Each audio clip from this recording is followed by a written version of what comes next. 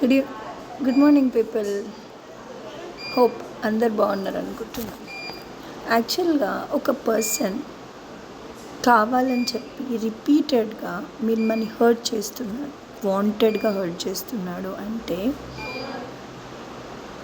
అది by mistake కాదు. మీరు ఆ వర్క్ చేయడం వల్ల, ఆ మాట అనడం వల్ల మీరు హర్ట్ అవుతున్నారు అని తెలిసిన, even though he's hurting you అంటే అది వాంటెడ్గా ఆ పర్సన్ చేస్తున్నారు అని. ఏదో రోజు మీరు కూడా ఫెడప్ అయిపోతారు ఖచ్చితంగా, ఎందుకు ఇది చేస్తున్నారు అని.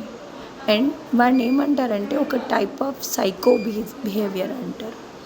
ఎందుకంటే మీరు హర్ట్ అవుతారు ఇలా చేయడం వల్ల అని తెలిసినా కూడా వాడు మీకు కానీ మీకు కానీ మీ ఫీలింగ్స్ కానీ ఇంత కూడా ఇంపార్టెన్స్ లేకుండా రిపీటెడ్గా వాడు హర్ట్ చేస్తున్నాడు.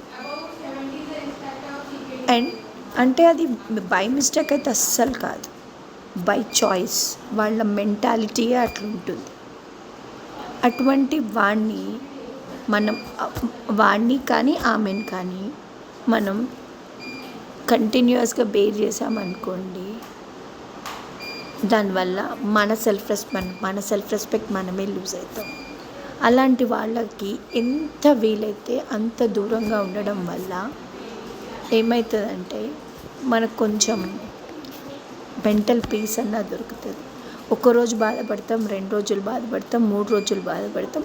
ఒక 1 month or 2 months or 3 months తర్వాత లైట్ అయిపోతుంది.